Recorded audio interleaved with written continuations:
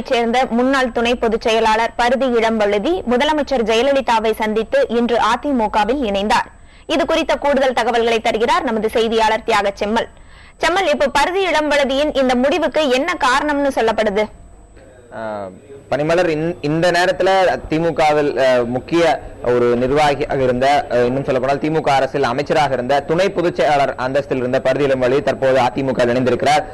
இந்த முடிவு தற்போது அதிமுகவில் இணையக்கூடிய முடிவு இன்றைக்கு வந்திருந்தாலும் கடந்த 2011ஆம் ஆண்டு அக்டோபர் 8ஆம் தேதி திமுகவினுடைய துணை பொதுச் செயலாளர் பதவியிலிருந்து ராஜினாமா செய்வதாக பரிதி இளம்வழுதி அறிவித்திருந்தார். அவர் ராஜினாமா செய்த விதம் கூட அந்த நேரத்தில் ஒரு சர்ச்சையை ஏற்படுத்தியது. அதாவது திமுக தலைவர் கருணாநிதிக்கு நேரடியாக ஒரு கடிதம் எழுதியிருந்தார். அந்த கடிதம் திமுக தலைவர் அலுவலகத்துக்கு செல்வதற்கு முன்பாகவே ஊடகங்களுக்கு வந்திருந்தது. அவர் முதல் முறையாக ஊடகங்களுக்கு அந்த கடிதத்தை கொடுத்திருந்தார். அதில் பல்வேறு மனக்கசப்புகள் எழுவதாகவும், கட்சிக்குள் பல்வேறு, அதாவது தனக்கான முக்கியத்துவத்தை இழந்து வருவதாகவும் அவர் வருத்தம் தெரிவித்து, இதை தலைவர் அந்த திமுகவினுடைய தலைவர் கருணாநிதியிடம் முறையிடுவதற்கு கூட தனக்கு வாய்ப்புகள் மறுக்கப்படுவதாகவும் அவர் சில விஷயங்களை குறிப்பிட்டு ஒரு பக்க கடிதத்தை எழுதியிருந்தார். அந்த கடிதத்தின் மூலமாக தான் திமுகவின் துணை பொதுச்செயலாளர் பதவியிலிருந்து ராஜினாமா செய்வதாக அறிவித்திருந்தார். அதன் பின்பிலிருந்தே அவர் திமுகவினுடைய முக்கிய நிகழ்ச்சிகள் எதிலும் பெரிய அளவில் கலந்து கொள்ளாமல் இருந்தால், குறிப்பாக உயர்மட்ட குழு கூட்டமோ அல்லது நிர்வாக குழு கூட்டமோ போன்ற எந்த விதமான கூட்டங்களிலும் அவர் தொடர்ச்சியாக கலந்து கொள்ளாமல் இருந்தால், ஒரு சில பொதுக்கூட்டங்கள், அதாவது திமுக தலைவர் கருணாநிதி கலந்து கொள்ளக்கூடிய பொதுக்கூட்டங்களில் மட்டுமே கலந்து கொள்வது என்கிற நிகழ்வை அவர் நடத்தி வந்தார். ஆனால் கடந்த 6 மாதங்களாகவே அவர் எந்த விதமான திமுக பொதுக்கூட்டங்களிலோ அது பொது நிகழ்ச்சிகளிலோ திமுகவினுடைய கட்சி சார்ந்த கட்சிக்குள் நடக்கக்கூடிய கூட்டங்களிலோ அவர் கலந்து கொள்ளாமல் இருந்தார். இந்த தருணத்தில் இன்று காலை சுமார் 8 மணி அளவில் அதிமுக பொதுச் செயலாளரும் முதலமைச்சருமான ஜெயலலிதாவை அவரது போயஸ் கார்டன் நிலையத்தில் சந்தித்து அதிமுகவில் முறைப்படி இணைவதாக அவர் அறிவித்திருந்தார். சற்று நிமிடங்களுக்கு முன்புதான் அது அதிகாரப்பூர்வமாக அவர் வெளியே அந்த தகவலை உறுதி செய்தார். இந்த தருணத்தில் திமுகவினுடைய ஒரு முக்கிய நிர்வாகிகளாக, இன்னும் சொல்ல போனால் திமுகவுடைய தலித் முகமாக இப்போ சென்னை முன்னாள் மேயர் மா சுப்பிரமணியன் நம்ம தொலைபேசி இணைப்பில் இருக்கிறாரு. நீங்க அவர்கிட்ட பேசலாம். திரு மா சுப்பிரமணியன், வணக்கம். வணக்கம். ஒரு முக்கிய நிர்வாகி, அதாவது திமுக துணை பொதுச் செயலாளர் அந்தஸ்தில் இருந்தவர், தொடர்ச்சியான மனக்கசப்புகள் ஏற்பட்டு கிட்டத்தட்ட 2011 ராஜினாமா கடிதம் கொடுத்த பிறகு இவ்வளவு காலம் நீட்டிப்புக்கு பிறகு அவர் அதிமுக இணைந்திருக்கிறார். இந்த இடைப்பட்ட காலத்தில் அவரை திமுகவில் தக்க வைப்பதற்கான முயற்சிகள் எதுவும் எடுக்கப்படவில்லையா? இல்ல, இப்ப அவர் திமுகவை பொறுத்த வரைக்கும் அவருக்கு எந்த குறையும் திமுகவில் இல்லை. காரணம், அவர் இளைஞரணியில் 5 பேரில் ஒருவராக, 5 அமைப்பாளர்கள் ஒருவராக இருந்தார். மாநில அளவிலான பொறுப்பு வகித்தார். அதை தாண்டி வடசென்னை மாவட்டத்தை இளைஞரணியின் பிரிக்கும் போது 92இல் மாவட்ட இளைஞரணி அமைப்பாளராக வந்தார். வடசென்னை மாவட்ட திமுக கழகத்தின் செயலாளராக வந்தார். துணை பொதுச் செயலாளராக இருந்தார். 7 முறை சட்டமன்ற தேர்தலில் அவருக்கு வாய்ப்பு தரப்பட்டு 6 முறை வெற்றி பெற்று சட்டமன்ற உறுப்பினராக இருந்தார். ஒரு முறை துணை சபாநாயகராக, இன்னொரு முறை செய்தி ஒலிபரப்புத்துறை அமைச்சர் என்று பல்வேறு பொறுப்புகளை தந்து அலங்கரித்தது திமுக. அதையும் தாண்டி தலைவர் கலைஞர்கள் அவரை ஒரு முறை சொல்லுகிற போது இயக்கத்தின் இந்திரஜித் என்றும் இயக்கத்தின் வீர அபிமன்யம் என்றெல்லாம் பாராட்டியிருக்கிறார்.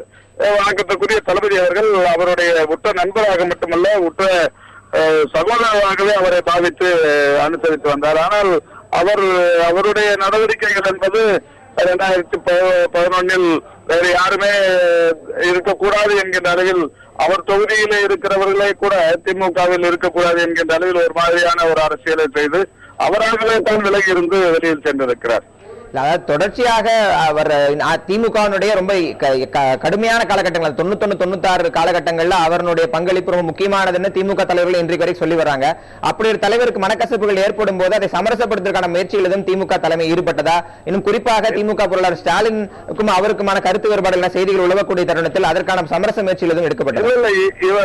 தளபதியை பொறுத்தவரை அவருடைய உற்றுத்தோழராக அன்றும் இருந்தார், இன்றும் இருந்தார், அதுவாரு. ஆனா அவரை பொறுத்த வரைக்கும் திமுகவில் அவருக்கு எந்த விதமான சங்கடங்களையும் தந்ததே இல்லை. இப்ப வேற கட்சினாக்கா இன்னைக்கு ஒரு பொறுப்பு கொடுத்தாங்க, நாளைக்கு கால எடுத்துருவாங்க. ஆனா அந்த மாதிரி இல்ல. எனக்கு தெரிஞ்சு அவருக்கு தர வேண்டிய எல்லா அந்தஸ்தும், தர வேண்டிய எல்லா மரியாதையும் தொடர்ந்து தரப்பட்டது. இது அவராகவே ஏற்படுத்திக் கொண்டு வர விளைவுதான். இதற்கும் கட்சிக்கும் அல்லது கட்சி தலைமைக்கும் எந்த விதமான பொறுப்பு இருக்க முடியாது. கடந்த 2 மாதங்களுக்கு முன்னால் கூட அவருடைய தாய் மரணம் அடைந்த போது வணக்கத்திற்குரிய தளபதி அவர்கள் அவருடைய இல்லம் சென்று தாயின் உடலுக்கு இறுதி அஞ்சலி செலுத்தி விட்டு வந்தார்கள். இப்படி இயக்கத்தை பொறுத்தவரை தலைவர்கள் அவருடைய இல்ல திருமணம் ஒரு கடந்த ஆண்டு நடைபெற்றது. இயக்கத்தின் முன்னாடி எல்லாம் சென்றிருக்கிறார்கள்.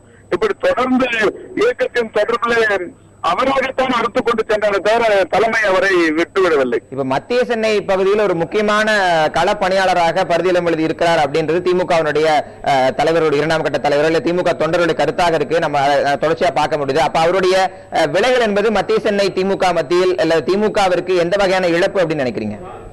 இல்ல, திமுகவுக்கு இழப்பே கிடையாது. இது ஒரு மிகப்பெரிய கடல் மாதிரி, ஒரு மகா சமுத்திரம் மாதிரி.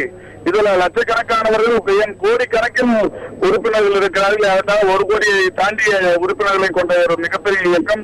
இந்த இயக்கத்தில் ஒருவர் 2 பேர் போறதாலே இதை விட மிகப்பெரிய சாம்பவங்களாக இருந்த மரியாதைக்குரிய எம்ஜிஆர் அவர்களாக இருந்தாலும் சரி, மரியாதைக்குரிய வைகோ அவர்களாக இருந்தாலும் சரி, அவர்கள் எல்லாம் போனபோது இந்த இயக்கத்திற்கு பெரிய அளவில் எந்த விதமான ஒரு பாதிப்பும் ஏற்படாத நிலையில் இவர் இயக்கத்தில் அனுபவித்து சென்றிருப்பவர். எனவே இவருடைய இழப்பு என்பது இயக்கத்திற்கு எந்த விதமான பாதிப்பையும் ஏற்படுத்தி விடாது. கண்டிப்பா. இணைப்புல இருந்து உங்களுடைய கருத்துக்களை பகிர்ந்து நன்றி திரு மா. சுப்பிரமணியன்.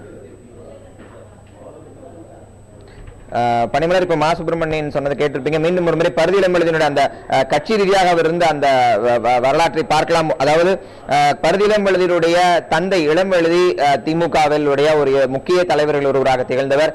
அதைத் தொடர்ந்து இவர் 1991-96 அதாவது திமுக படுதோல்வி சந்தித்திருந்த தருணத்தில் சட்டமன்றத்தில் திமுகவை பிரதிநிதித்துவப்படுத்தக்கூடிய ஒரே ஒரு உறுப்பினராக செயல்பட்டவர் பரிதி இளம்பழுதி. அந்த கட்சியினுடைய துணை பொதுச் செயலாளர் பதவியில் இருந்தவர். அதே போன்று செய்தி மற்றும் விளம்பரத்துறை அமைச்சர் பதவியிலும் இருந்தவர். இன்னும் சொல்ல போனால் திமுகவினுடைய தலித் முகங்களில் ஒரு முக்கியமான இடம் என்பது பரிதி இளம்பழுதிக்கு வரப்பட்டிருந்தது. அவர் அந்த துணை பொதுச் செயலாளர் பதவியை ராஜினாமா செய்த பிறகு நீண்ட நாட்களுக்கு பிறகுதான் VP துரைசாமி என்ற மற்றொரு நபரை அந்த துணை பொதுச் செயலாளர் பதவிக்கு திமுக தலைமை நியமித்தது. அவரும் ஒரு தலித் சமுதாயத்தைச் சேர்ந்தவர். இந்த தருணத்தில் மத்திய சென்னை பொறுத்தவரைக்கும், அதாவது எழும்பூர் அந்த பகுதிகள் பொறுத்தவரைக்கும் பரிதி இளம்பழுதியுடைய களப்பணி திமுகவில் முக்கியமானதாக பார்க்கப்பட்டு வந்தது. அங்க இருக்கக்கூடிய திமுக தொண்டர்கள் மத்தியிலும் அது ஒரு பெரிய அளவுக்கு ஒரு வரவேற்பு பெற்றிருந்தது. கிட்டத்தட்ட 7 முறை சட்டமன்ற உறுப்பினருக்கான அந்த தேர்தலில் போட்டியிட்ட பரிதி இளம்பழுதி 6 முறை தொடர்ச்சியாக வெற்றி பெற்றிருக்கிறார். 7வது முறை கடந்த முறை, அதாவது 2011ஆம் ஆண்டு நடைபெற்ற அந்த சட்டமன்ற தேர்தலில் எழும்பூரில் தேமுதிக வேட்பாளரிடம் அவர் தோல்வியை சந்தித்தார். அதன் பிறகிலிருந்தே அவர் 2011 மே மாதம் நடைபெற்ற தேர்தலில் அவர் தோல்வியை சந்தித்தார். அதன் பிறகிலிருந்தே உட்கட்சி பிரச்சனைகள் என தொடர்ச்சியாக செய்திகள் வெளிவந்து கொண்டிருந்தன. இந்த தருணத்தில் அக்டோபர் 8ஆம் தேதி 2011ஆம் ஆண்டு அவர் தனது பதவியை ராஜினாமா செய்தார். இதனிடையே திமுகவின் மற்றொரு முக்கிய நிர்வாகியான KP ராமலிங்கம் நம்மோட தொலைபேசி இணைப்பில் பேசலாம். திரு KP ராமலிங்கம், இப்போ திமுகவினுடைய 2ஆம் கட்ட தலைவர்களில் முக்கிய இடம் வகித்தவர் பரிதி இளம்பழுதி. ராஜினாமா கடிதம் துணை பொதுச் செயலாளர் பதவியிலிருந்து ராஜினாமா செய்து கிட்டத்தட்ட 2 ஆண்டுகள் நிறைவடையக்கூடிய இந்த நிலையில் அவர் அதிமுக இணைந்திருக்கிறார்.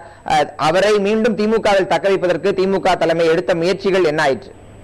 இல்ல 2 ஆண்டுகளாகவே அவர் கட்சி விட்டு ஒதுங்கிட்டார். அவர் கட்சியுடைய எல்லா நடவடிக்கைகளிலும் இருந்து 2 ஆண்டுகளாக ஒதுங்கிவிட்டார். அவ்வளவு இப்பொழுது தற்போது எந்த இதுலயுமே அவர் எந்த பொறுப்புலையும் இல்ல, எந்த கூட்டங்களும் அவர் பேசல. அவர் கட்சி திமுகவுடைய நடவடிக்கைகள்ல அவர் ஈடுபடவே இல்லை. அதனால அவர் ஏற்கனவே 2 வருஷத்துக்கு முன்னாடியே கட்சி விட்டு போன மாதிரி ஒரு முக்கியமான பொறுப்பில் இருந்தவர். இன்னும் சொல்ல போனா நெருக்கடி காலகட்டங்களில் திமுகவினுடைய பலமாக சட்டமன்றத்தில் திகழ்ந்தவர். பல எதிர்ப்பு போராட்டங்களை திமுக சந்தித்தவர். அவர் இப்படி ஒரு திடீர் முடிவெடுப்பதற்கான காரணம் என்ன? தலைவரே கூட அவர் இந்திரஜித்தன் கூட அவரை பாராட்டுற அளவுக்கு கூட நடந்துகிட்டார். சட்டமன்றத்தில் தனியா இருந்து போராடினாரு, எல்லாம் பண்ணாரு. ஆனா அவர் அமைச்சரானதுக்கு அப்புறம் அவர் அமைச்சராகி அப்புறம் அவர் வெளியேறுகிற சூழ்நிலை வந்த போது ஒரு பெரிய அவருக்கு அவர் மனதளவுல என்ன நினைச்சாரோ தெரியல. ஆனா கட்சிக்கு அவர் செஞ்சிருக்கிறது மிகப்பெரிய துரோகம். இயக்கம் தான் அவரை வளர்த்துச்சு. தலைவர் கலைஞர் இல்லைன்னா அவருக்கு இவ்வளவு பெரிய மரியாதை கிடையாது. அவரை மிகப்பெரிய இடத்துல வச்சு பார்த்தார். நீங்களே கூட 2ஆம் கட்ட தலைவர்னு சொல்லத்தக்க வகையில அவரை உயர்த்தி பார்த்தவர் தலைவர் கலைஞர் தானே தவிர கழகமும் கட்சி தலைவரும் தான் அவருக்கு எல்லாமே பலமா இருந்தாங்க. அவர் கட்சி இப்ப எதிர்கட்சியா இருக்கிற இந்த காலகட்டத்துல கட்சியை காட்டி கொடுக்கிற மாதிரி தான் இதெல்லாம் அவருடைய நடவடிக்கைகள் இருக்கிறதா நான் கருதுறேன். இல்ல ஒரு பாரம்பரிய 2 வருடமா அவருக்கு கட்சியில எந்த நடவடிக்கையுமே இல்லாம இருக்கிற பதவி இருந்தாதான் பொறுப்பு இருந்தாதான் நடவடிக்கைகள் இருக்கணும்னு நினைச்சுக்கிட்டு இருக்கிறவரை அப்புறம் இப்ப சரியான தருணம் நினைச்சு அவர் போய் சேர்றாரு. அதுக்கு அவருடைய சுயநலம் தான் அது காரணம். இல்ல பாரம்பரியமிக்க ஒரு திமுக குடும்பம்னே சொல்லக்கூடிய அளவுல அடுத்தடுத்த தலைமுறைகளை அவர்கள் தொடர்ச்சியாக திமுகவில் இருந்த ஒரு பாரம்பரியமிக்க திமுக குடும்பங்கிறதுனாலதான் தலைவர் கலைஞர் இவருக்கு அவ்வளவு தூரம் பொறுப்புகள் கொண்டு போய் கட்சியினுடைய துணை பொதுச் செயலாளர் வரைக்கும் கொண்டு வச்சார். கட்சியில ஏராளமான தியாகம் செஞ்சவங்க இருக்காங்க, ஏராளமான சீனியர்ஸ் இருக்காங்க. எல்லாம் இருக்கும் போதும் கூட இவர் ஒரு பாரம்பரியமான குடும்பத்தை சார்ந்தவருங்கிற அந்த நினைவுல தான் வந்து அவரை வந்து இவ்வளவு தூரம் உயர்த்தி வச்சாரு. இல்ல, என்னுடைய கேள்வி, இந்த 2 ஆண்டுகள்ல வந்து ஒரு கால அவகாசம் இருந்தும் கூட அவர் மீண்டும் திமுகவில் இணைவதற்கோ இல்ல மீண்டும் துடிப்புடன் செயலாற்றுவதற்கோ எந்த விதமான முயற்சிகளையும் திமுக தலைமை எடுக்கவில்லையா? இன்னும் குறிப்பா சொல்ல போனா வரக்கூடிய செய்திகள் வந்து திமுக பொருளாளர் ஸ்டாலினுக்கும் அவருக்கும் கருத்து வேறுபாடு இருக்கிறதாகவும் சொல்றாங்க. அப்ப இந்த மாதிரி முயற்சிகளை எடுப்பதற்கு திமுக தலைமை தயாராக இல்லையா? அதுல எடுத்த முயற்சிகள் தோல்வியடைந்தா நடந்தது என்னங்கிறதா நம்மளுடைய பொதுவான கேள்வி. கட்சியில பணியாற்றுறவங்க வந்து கட்சி வந்து அவங்களுக்கு செய்யணும்னு நினைக்க கூடாது. நாம என்ன கட்சிக்கு செய்யறோம் தான் நினைக்கணும். அது கட்சி என்ன செய்யுது, அது செய்யற எங்களை வந்து பண்ணல பிடிக்கல அப்படின்னா இவர் அமைச்சரா பண்ணும் போது மத்தவங்க எல்லாம் எப்படி நினைச்சிருப்பாங்க? இவர்கிட்ட முக்கியமான போர்ட்போலியோ எல்லாம் கொடுத்த போது மத்தவங்க எழுதி இருப்பாங்க. அப்படி அது மாதிரி காலகட்டங்கள்லாம் வந்து கட்சி இவருக்கு ஆதாயம் கொடுத்த போது இவரு அதை ஏத்துக்கிட்டு தானே இருந்தாரு. இப்ப கட்சி அவருக்கு என்ன பண்ணல, அவர் எந்த நிலையில வந்து உட்கார வைக்கல. இப்ப மத்திய சென்னை பகுதியில் ஒரு முக்கியமான களப்பணியாளராக இருந்தவர் பரிதிலம் எழுதி, அவருடைய விலகல் கட்சி தொண்டர்கள் மத்தியில் என்ன மாதிரியான தாக்கத்தை ஏற்படுத்தும், திமுகவிற்கு என்ன மாதிரியான பாதிப்புகள் ஏற்படுத்தும் நினைக்கிறீங்க? திமுகவுக்கு எந்த விதமான பாதிப்பு ஏற்படாது. 2 ஆண்டுகளுக்கு முன்பே அவர் கட்சியில இருந்து போன மாதிரிதான். அவர் சைலண்ட் ஆயிட்டாரு. சைலண்ட் ஆன பிற்பாடு அரசியல் இயக்கங்கள்ல வந்து சைலன்ஸ்ங்கிறதே அது ஒரு பெரிய இதுக்கு சமம். சாதாரணமான நிலைக்கு அமைதியாக இருப்பது என்பதே அரசியல் நிகழ்வுகள்ல வந்து அவருக்கு வந்து ஒரு பெரிய ஈடுபாடு இல்லைங்கிற நிலை உருவாக்கிடுச்சு. இப்ப அவர் வந்து ஏதோ அவருக்கு ஒரு முகவரிக்காக அந்த கட்சிக்கு போயிருக்காரு. அதனால எங்க இயக்கத்துக்கு ஒன்றும் பெரிய பாதிப்பு இல்லை. இனிப்புல இருந்து கருத்துக்களை நன்றி திரு கே. பி. ராமலிங்கம். பனிமலர், இப்போ நீங்க கேட்டது போன்ற திமுகவில் ஒரு முக்கிய பொறுப்பு வகித்தவர். இன்னும் சொல்ல போனால் 2011ஆம் ஆண்டு அக்டோபர் 8ஆம் தேதி அவர் தனது ராஜினாமா கடிதத்தை கொடுத்திருந்தார். அதற்கு பின்பிருந்தே 2 வருடங்களாக கட்சியினுடைய முக்கியமான நிகழ்வு மட்டுமே அவர் கலந்து கொண்டிருந்தார். கடந்த 3 மாதங்களுக்கு முன்பு அவரது தாயார் காலமானதை தொடர்ந்து கட்சியினுடைய முக்கிய நிர்வாகிகள் அவரது வீட்டுக்கு சென்றது மட்டுமே அந்த ஒரு முக்கியமான, அதாவது கட்சி நிர்வாகிகளும் இவரும் கலந்து கொண்ட ஒரு நிகழ்வாக இருந்தது. மற்றபடி திமுக தலைவர் கருணாநிதி மத்திய சென்னை பகுதியில் நடந்த ஒரு பொதுக்கூட்டத்தில் கலந்து கொண்ட போது அவர் அந்த பொதுக்கூட்டத்தில் கலந்து கொண்டார். இன்னும் சொல்லப்போனால் மத்திய சென்னை மாவட்ட செயலாளர் பதவியில் இருந்தவர் பரிதி இளம்பழுதி. பின்னர் அது வட சென்னை மற்றும் தென் சென்னையாக மாற்றப்பட்டதை தொடர்ந்து அவருக்கு அந்த பதவி இல்லாமல் போனது. அதுக்கு அடுத்தபடியாக துணை பொதுச் செயலாளர் பதவியிலும் அவர் இருந்தவர். செய்தி மற்றும் ஒலிபரப்புத்துறை அமைச்சராகவும் அவர் தொடர்ச்சியாக பணியாற்றி வந்தார். இன்னும் சொல்ல போனால் 91 பரிதி இளம்பழுதியினுடைய அந்த கட்சியுடைய வளர்ச்சி என்பது 89 தொடங்கி கிட்டத்தட்ட 91, 96, 89 அவருக்கு அந்த எம்எல்ஏ பதவி வழங்கப்பட்டு 89 அவர் இணைந்ததிலிருந்து 91, 96 காலகட்டங்களில் திமுகவிற்கு ஒரே ஒரு உறுப்பினராக சட்டமன்றத்திலிருந்து அதிமுக பெரும்பான்மை பலம் பெற்றிருந்த போது அங்கிருந்து அதிமுகவினுடைய எதிர்க்கட்சி அது பெரும்பான்மை பலம் பெற்றிருந்தது. அந்த தருணத்தில் திமுகவை பிரதிநிதித்துவப்படுத்தக்கூடிய அளவில் அவர் இருந்தார். இன்னும் சொல்லப்போனால் திமுக தலைவர் கருணாநிதியினுடைய மிகவும் ஒரு நெருக்கமான ஒரு நபராக இருந்தார். அந்த ராஜினாமா கடிதத்தில் அவர் குறிப்பிட்டிருந்ததும் அதையே குறிப்பிட்டிருந்தார். திமுக தலைவர் கருணாநிதிக்கு மிகவும் நெருக்கமானவர், அவருடைய பாராட்டுகளை பெற்றிருக்கிற நபர் என்கிற முறையில். செம்மல், இப்ப வந்துட்டு திமுகவை பொறுத்தளவு வந்துட்டு கட்சி தலைமை வந்து உட்கட்சிக்குள்ள எந்த பிரச்சனையும் இருக்கக்கூடாது அப்படிங்கறத தொடர்ந்து வலியுறுத்திட்டே வந்துச்சு. கருணாநிதி வந்து ஒவ்வொரு தடவையும் அதை வந்துட்டு சொல்லி இருக்கிறாங்க. அப்படி இருக்கிற பட்சத்துல இந்த அளவு வந்து ஒரு முக்கிய தலைவர் வெளியேற அளவு ஒரு பிரச்சனை வர்றதுக்கான காரணம் என்ன? கண்டிப்பா பனிமலர், கடந்த சில வருடங்களாகவே திமுகவிற்குள் இருக்கக்கூடிய அந்த உட்கட்சி பூசல் வெளிவருவதும் அதை சில கூட்டங்களில் பகிரங்கமாக திமுக தலைவர் கருணாநிதி விமர்சனப்படுத்துவதும் அதற்காக வேதனைப்படுவதும் நடந்தது. இதனுடைய கடைசி கட்டமான ஒரு தகவல் என்னன்னா, கடந்த முறை சொற்பொழிவாளர்களுக்கான அந்த நிகழ்ச்சி என்பது அண்ணா அறிவாலயத்தில் இருக்கக்கூடிய கலைஞர் அரங்கத்தில் நடைபெற்றது. அப்போது பேசிய திமுக தலைவர் கருணாநிதி, நமக்குள் அணிகள் இருக்கக்கூடாது, அணிகள் இருக்கும் பட்சத்தில் கட்சி உடைவதை பார்த்து கொண்டிருக்க வேண்டிய நிலைமைக்கு என்னை ஆளாக்காதீர்கள் என மிகவும் வேதனைப்படக்கூடிய வகையில் அவர் அந்த கட்சிக்குள் இருக்கக்கூடிய உட்கட்சி பூசல்கள் குறித்து தனது விமர்சனத்தையும் தனது பார்வையும் அவர் பதிவு செய்திருந்தார். தொடர்ச்சியாக இது போன்று வரக்கூடிய ஒவ்வொரு காலகட்டங்களிலும் அவர் அந்த உட்கட்சி பூசலை தீர்ப்பதற்கான முயற்சிகளில் ஈடுபட்டார். ஆனால் தொடர்ச்சியான உட்கட்சி பூசல் இருந்து கொண்டே இருந்தது.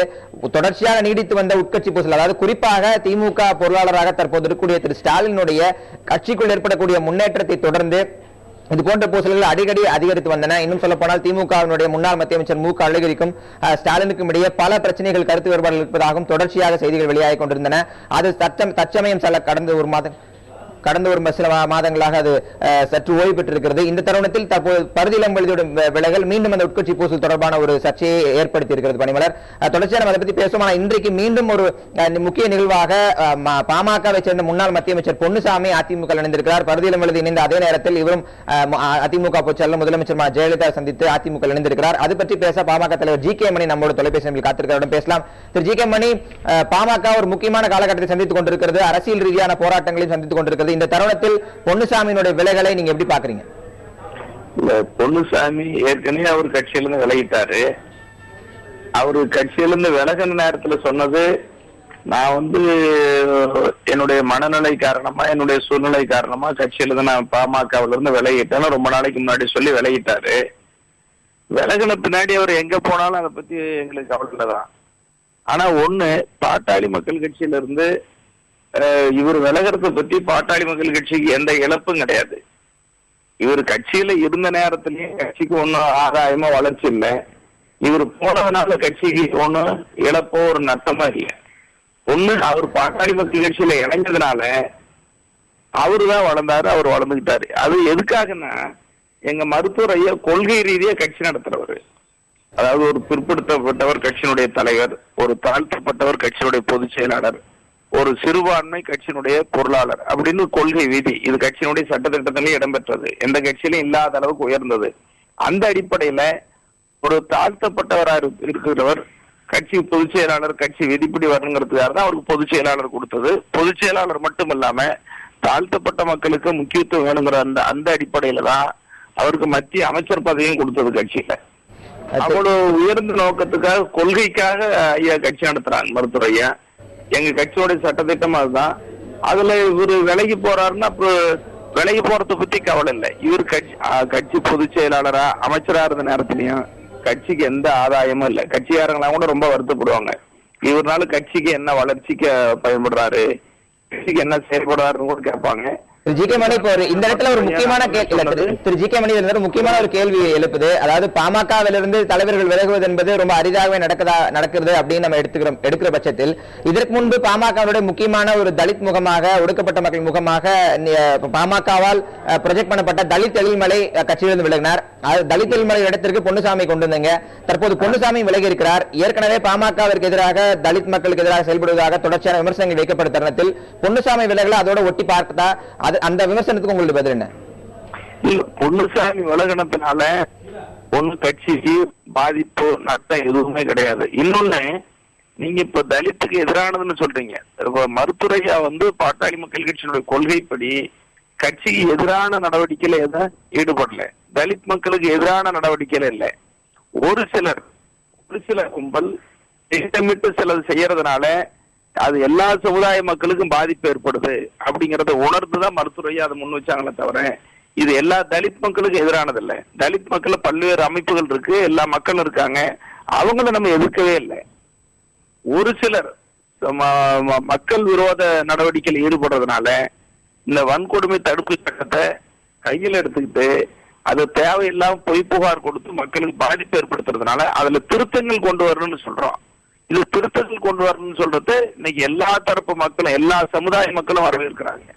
தலித் மக்கள்லயும் இதுக்கு வரவேற்பு இருக்கு. அதனால இது தலித் விரோதம்னு சொல்ல முடியாது. ஒரு சில திருமணத்தால பாதிப்பு ஏற்படுது, அதுல சில முன்னெச்சரிக்கை நடவடிக்கை எல்லாம் வேணும்னு சொல்ற மக்கள் தலித் மக்களுக்கு எதிரானதான். அந்த அடிப்படையில இவர் போனதுனால இழப்புன்னு சொல்றது இது திட்டமிட்டு சொல்லப்படுறதை தவிர அது அல்ல.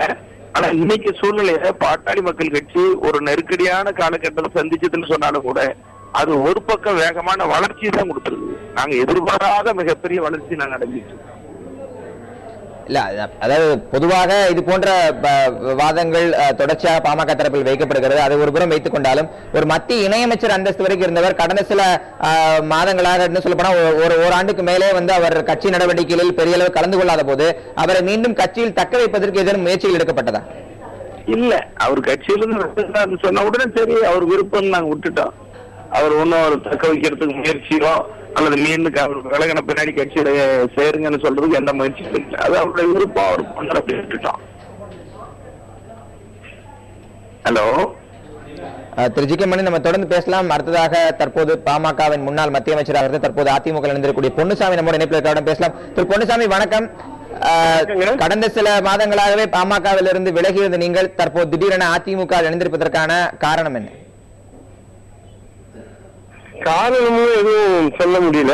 பட் எனக்கு ரொம்ப நாளாவே அங்க ஒரு அழைப்பு இருக்கிற மாதிரி ஒரு எண்ணம் இருந்தது. எனக்கு மேடம் ஒரு நல்ல முறையில செயல்படுறாங்க. அது எனக்கு முக்கியமா இம்ப்ரெஸ் ஆனது காவேரி இஷ்யூல அவங்க ரொம்ப மன உறுதியோடு இருந்து மீட்டெடுத்திருக்காங்க. அந்த மாதிரி நிர்வாகத்திறன் அதிகமா இருக்கிறதாலையும் அது இப்போ இருக்கிற கட்சியிலேயே அது நல்ல முறையில் செயல்படுறதுனாலையும் மக்களுக்கு தொண்டாற்றக்கூடிய அளவுக்கு ஒரு வாய்ப்பு அங்க இருக்கலாம் அப்படிங்கிற ஒரு எண்ணத்தினாலும் அவர் முடிவெடுத்தார். கண்டிப்பா திரு பொன்னுசாமி தொடர்ந்து இணைப்பில் இருக்க, நம்ம பேசுவோம். அடுத்ததாக பாமக தலைவர் ஜி.கே. மணி நம்மோட இணைப்பில் இருக்கார். திரு ஜி.கே. மணி, பொன்னுசாமி பேசினதை உங்களுக்கு கேட்டிருக்கலாம், இருந்தாலும் ஒரு முறை ஞாபகப்படுத்துறார். அதாவது காவிரி விவகாரத்தில் தொடர்ச்சியாக முதலமைச்சர் ஜெயலலிதா சிறப்பாக செயல்பட்டதாகவும் அவர் நடவடிக்கையின் காரணமாகவும் தான் அதிமுக இணைந்திருப்பதாக சொல்றார். அப்ப பாமகவினுடைய செயல்பாடுகள் மீது அவர் தனது விமர்சனத்தை வைக்கிறார். பாமக இது போன்ற விஷயங்களில் சிறப்பாக செயல்படவில்லை அப்படின்னு எடுத்துக்கலாமா?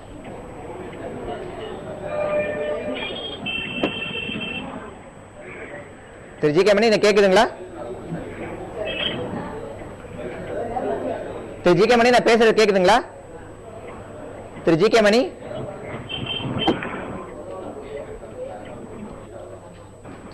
பொன்னுசாமி, தற்போது பாமகவை பொறுத்தவரை பாமகவில் இருக்கக்கூடிய அந்த ஒடுக்கப்பட்ட மக்களுக்கான பிரதிநிதித்துவத்தில் உங்களை போன்றவர்களுக்கு ஒரு முக்கிய இடம் வழங்கப்பட்டிருந்தது.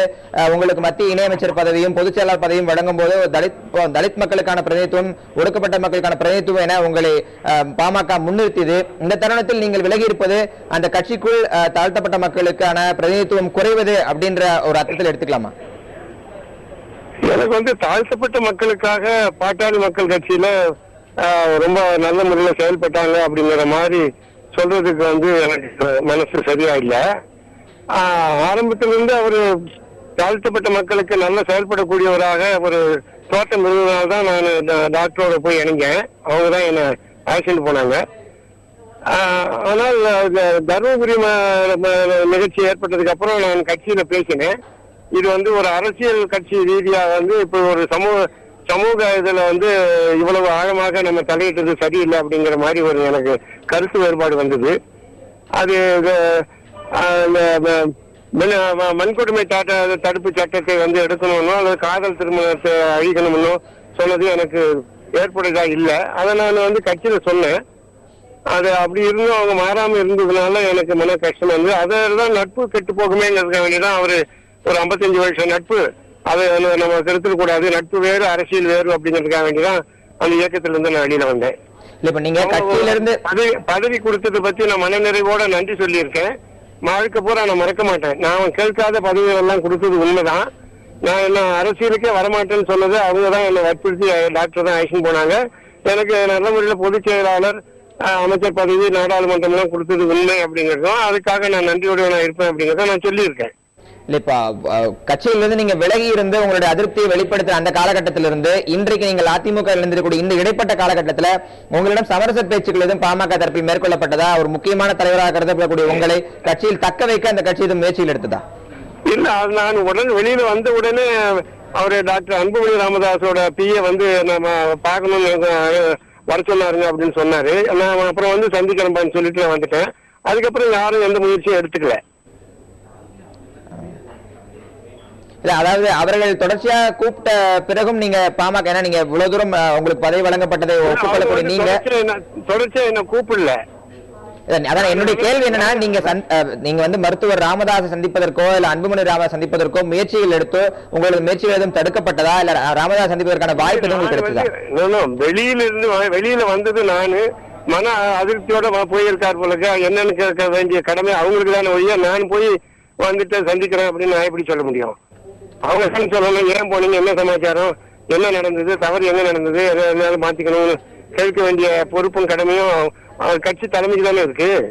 அல்ல, அவங்க கூப்பிட்டுதான் நீங்க இப்ப கொஞ்ச நேரத்துக்கு முன்னாடி சொன்னீங்களா அவங்க அன்புமணி ராமதாஸ் பிஏ கூப்பிட்டாரு.